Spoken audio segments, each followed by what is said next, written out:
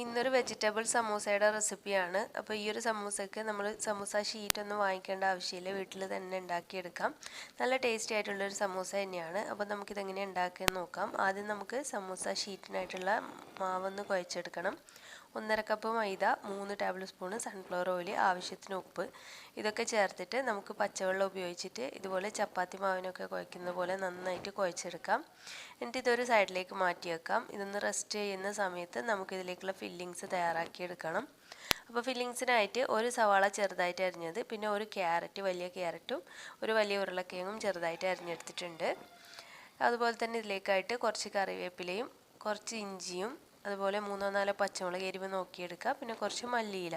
അതുപോലെ നമുക്കിതിലേക്കായിട്ട് green peas എടുത്തിട്ടുണ്ട്. ഉണക്ക ഗ്രീൻ പീസ് കുതിർത്തെടുത്തതിന് ശേഷം വേവിച്ചെടുത്തിട്ടുള്ളതാണ്. ഫ്രഷ് ഗ്രീൻ പീസ് ആകുമ്പോൾ ഡയറക്റ്റായിട്ട് ചേർത്ത് കൊടുക്കാം. അപ്പോൾ നമുക്ക് ആദ്യം ഒരു പാൻ വെച്ച് ചൂടാക്കി അതിലേക്ക് ആവശ്യത്തിനുള്ള വെളിച്ചെണ്ണ ഒഴിച്ചു കൊടുത്തിട്ടുണ്ട്.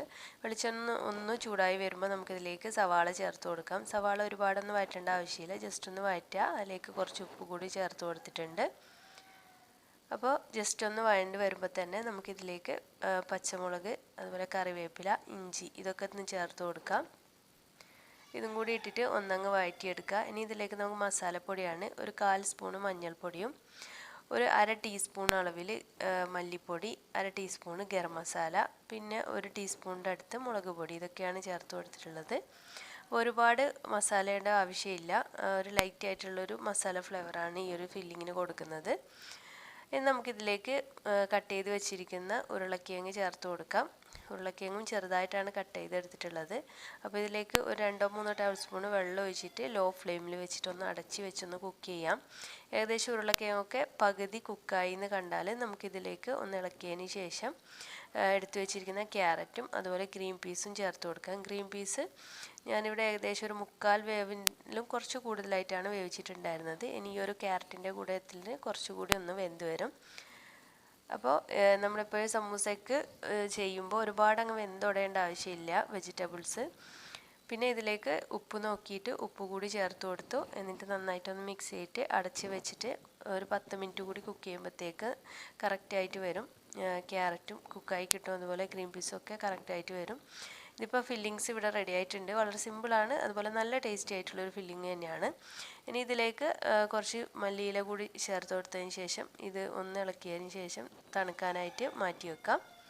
അപ്പോൾ നമ്മുടെ മാവ് കുറച്ചുകൂടി നല്ല സോഫ്റ്റ് ആയിട്ട് വന്നിട്ടുണ്ട് ആ ഒരു സമയത്ത് തന്നെ. നമുക്ക് മാവിനൊന്നുകൂടി ശേഷം ഒരു ചപ്പാത്തിക്കൊക്കെ എടുക്കുന്ന ആ ഒരു രീതിയിൽ ബോൾസ് ആക്കി എടുത്തിട്ടുണ്ട്. അപ്പോൾ ഈ ഒരു ബോൾസ് നമുക്കൊന്ന് പരത്തിയെടുക്കുകയാണ് വേണ്ടത്. ഒരു ബോളിൽ നിന്ന് നമുക്ക് 4 സമൂസയുടെ ഷീറ്റ് ഉണ്ടാക്കാനായിട്ട് പറ്റും. ഒട്ടും തന്നെ വേസ്റ്റ് ഒന്നും വരില്ല ഈ ഒരു മെത്തേഡിൽ നമ്മൾ സമൂസ ഷീറ്റ് ഉണ്ടാക്കിയെടുക്കുമ്പോൾ. അപ്പോൾ പരത്തിയെടുക്കുമ്പോൾ ശ്രദ്ധിക്കാം, നമുക്ക് എത്രത്തോളം കട്ടി കുറഞ്ഞ് പരത്താൻ പറ്റുമോ അത്രയും കട്ടി കുറഞ്ഞ് പരത്തുക. കാരണം ഇതൊന്ന് ചൂടാക്കി എടുക്കുന്നുണ്ട്, ആ ഒരു സമയത്ത് ഇത് നല്ല കട്ടിയായിട്ട് വന്നോളും. അപ്പം നല്ല തിന്നായിട്ട് പരത്തുന്നതാണ് ഏറ്റവും നല്ലത്. എന്നിട്ട് എല്ലാം തന്നെ പരത്തിയതിന് ശേഷം ഞാൻ ചൂടായ തവയിൻ്റെ മുകളിൽ വെച്ചിട്ട് ജസ്റ്റ് 2 സൈഡും ഒന്നങ്ങ് ചൂടാക്കി എടുക്കുന്നുണ്ട്. അപ്പോൾ കുറേ സമയം ഇട്ടിട്ട് നമ്മൾ കുക്ക് ചെയ്യേണ്ട ആവശ്യമില്ല, ഒന്ന് തിരിച്ചും മറിച്ചും ഇട്ട് കൊടുത്താൽ മതി. അപ്പോൾ തന്നെ ഇത് കട്ടിയായിട്ട് വന്നിട്ടുണ്ട്. ബാക്കിയുള്ളതും ഈ ഒരു സെയിം രീതിയിൽ ചെയ്തെടുത്തിട്ടുണ്ട്. നമുക്ക് ഇത് കട്ട് ചെയ്യലാണ്. അപ്പോൾ ഓരോ ഷീറ്റും എടുത്തിട്ട് ഈ ഒരു ഷീറ്റിൽ നിന്ന് നമുക്ക് 4 സമൂസ ഉണ്ടാക്കാനുള്ള ഷീറ്റ് ഉണ്ടാക്കിയെടുക്കാം. അപ്പോൾ ഈ രീതിയിൽ ചെയ്യുമ്പോൾ നമുക്ക് ഒട്ടും വേസ്റ്റ് ഒന്നും വരില്ല. സാധാരണ നമ്മൾ സമൂസ ഷീറ്റ് ചെയ്യുമ്പോൾ ഒരുപാട് വേസ്റ്റ് ആയിട്ട് പോവും. അപ്പോൾ ഈ ഒരു രീതിയിലാകുമ്പോൾ വളരെ ഈസിയാണ്, അതുപോലെ ഒട്ടും തന്നെ വേസ്റ്റ് ഒന്നും ഉണ്ടാവില്ല.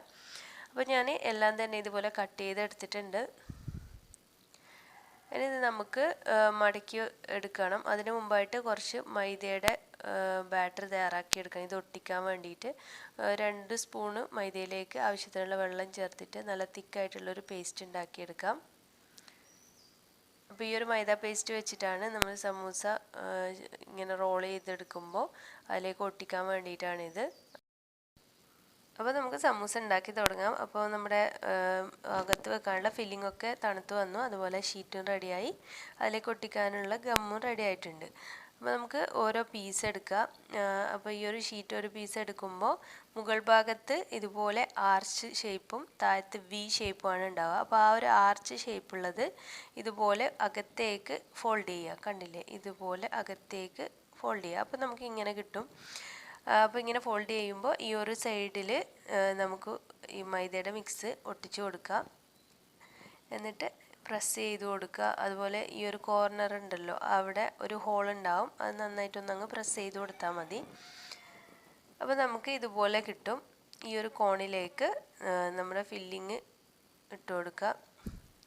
ഫില്ലിങ് ഒരുപാട് കുത്തി നിറക്കണ്ട, എന്നാൽ ഒട്ടും കുറക്കുകയും ചെയ്യണ്ട. ആ ഒരു രീതിയിൽ വെച്ച് കൊടുക്കുക. ഒരുപാട് കുത്തി ഇറക്കുമ്പോൾ ഇത് പൊട്ടാനുള്ള ചാൻസ് ഉണ്ട്. കുറഞ്ഞു കഴിഞ്ഞാൽ വലിയൊരു ടേസ്റ്റ് ഉണ്ടാവില്ല. എന്നിട്ട് ഈ ഒരു ഭാഗത്തു കൂടി മൈദയുടെ മിക്സ് ആക്കിയിട്ട് ഇതുപോലെ അങ്ങ് ഒട്ടിച്ചു കൊടുക്കുക. എന്നിട്ട് 3 സൈഡും നന്നായിട്ടൊന്ന് പ്രസ് ചെയ്ത് കൊടുക്കുക, അല്ലെങ്കിൽ അതിലൂടെ ഹോളിലൂടെ എണ്ണ കയറും. അപ്പോൾ ഇതുപോലെ ബാക്കിയുള്ളത് കൂടി റെഡിയാക്കി എടുക്കുകയാണ് ചെയ്യുന്നത്.